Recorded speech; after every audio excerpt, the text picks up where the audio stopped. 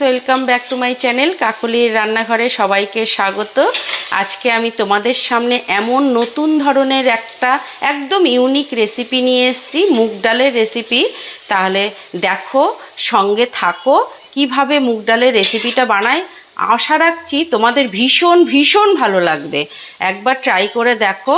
আর সঙ্গে তো তোমরা আছোই, দেখছোই তোমরা, কিন্তু যারা যারা এখন আমার চ্যানেলটা দেখছো অবশ্যই ভালো লাগলে একটা সাবস্ক্রাইব, লাইক, কমেন্ট করে দেবে। আর ফেসবুক থেকে যারা দেখছো তারা অবশ্যই একটা লাইক করে দেবে আমার পেজটাকে। এইভাবে এত সুন্দর একটা মুগ ডালের রেসিপি নিয়ে আসলাম তোমাদের সঙ্গে শেয়ার করব বলে। এত ভালো, একবার ট্রাই করো বন্ধুরা, তোমাদের কাছে রিকোয়েস্ট করছি একবার এইভাবে চটজলদিভাবে তৈরি করে ফেলো। আমি মুগ ডাল নিয়ে নিয়েছি, খুব সুন্দর করে ধুয়ে জল ঝরিয়ে নিয়েছি। তোমাদের সামনে এই মুগ ডালের এত সুন্দর একটা রেসিপি নিয়ে এসেছি, ইউনিক রেসিপি। আমি মিক্সি বোল নিয়েছি, এর মধ্যে আমি মুগ ডালটা দিয়ে দেবো। আর নিয়ে নেব 1 কাপ সুজি। এই সুজিটা মিক্সি বোলের মধ্যে আমি দিয়ে দেবো। আমি মিক্সি বোলে সুজিটা দিয়ে দিলাম। আর এই মাপে 1 কাপ জল। মুগ ডালের এত সুন্দর একটা রেসিপি তোমাদের সঙ্গে শেয়ার করব, তোমরা ধারণাই করতে পারবে না। আর 1 কাপ জল দিয়ে দিলাম। এবার মিক্সি বোলটা ভালো করে আটকে আমি এটা পেস্ট করে নেব। মিক্সিটা খুলে নিলাম, দেখো সুন্দর পেস্ট হয়ে গেছে। এইবার আমি এই বোলের মধ্যে ঢেলে নেব।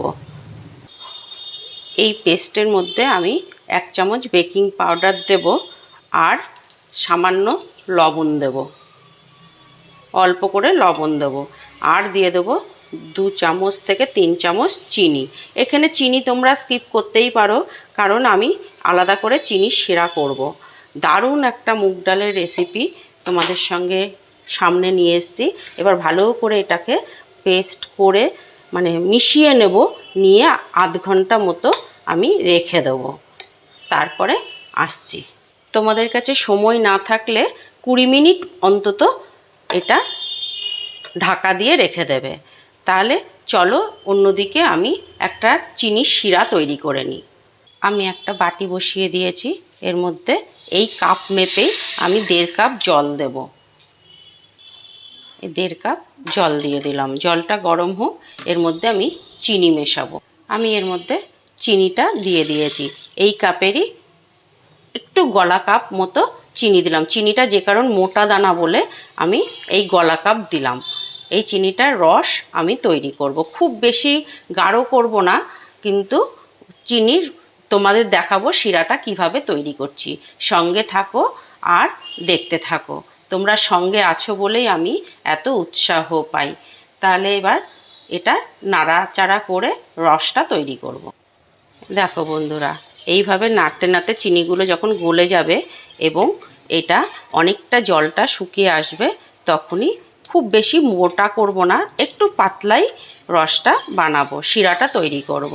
তা বন্ধুরা সঙ্গে রয়েছো যারা যারা নতুন, এখনও আমার চ্যানেলটা সাবস্ক্রাইব করে উঠতে পারোনি, অবশ্যই একটা সাবস্ক্রাইব, লাইক, আর কেমন লাগছে ভিডিওগুলো অবশ্যই কমেন্ট করবে। আর ফেসবুক থেকে যারা দেখছো বন্ধুরা, তাদের মধ্যে আমি অনুরোধ করছি তাদের কাছে আমার পেজটা একটু লাইক করে দেবে। দেখো আমার রসটা হয়ে গেছে, পাতলাই রেখেছি এরকম। আর এর মধ্যে আমি 2টো এলাচ ফাটিয়ে দিয়ে দিলাম, যাতে গন্ধটা খুব ভালো হয়। আমার রস হয়ে গেছে, আমি এটা রসটা এক জায়গায় ঠান্ডা করতে দিচ্ছি। আমার কড়াই তেতে গেছে, আমি তেল দিয়ে দিলাম। একটু তেলটা বেশি করেই দেবো, ডুবু তেলে ভাজবো, অসুবিধা নেই। সাদা তেল কিন্তু আমি ব্যবহার করেছি। তেলটা তাততে দিলাম। আমার কড়াইয়ের তেল তেতে গেছে, আমি অল্প অল্প করে দিয়ে দেবো। এইভাবে ডুবু তেলে ভেজে নেব।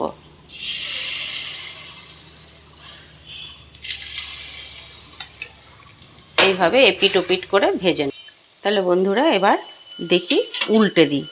এইভাবে উল্টে উল্টে আমাকে ভেজে নিতে হবে।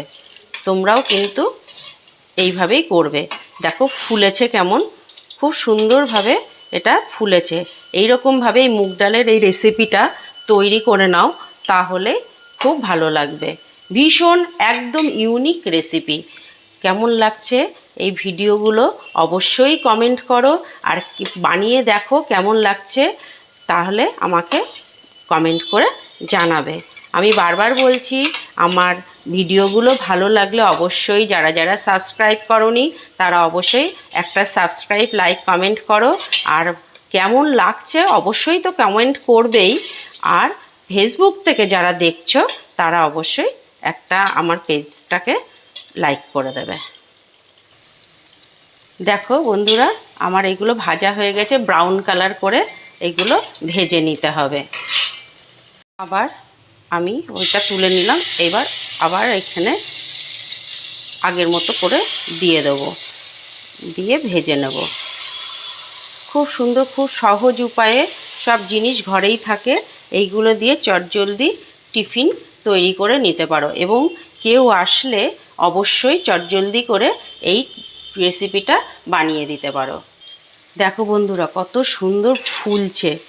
এবার এইগুলো একে একে উল্টে দেবো, এইভাবে উল্টে উল্টে ভেজে নেব।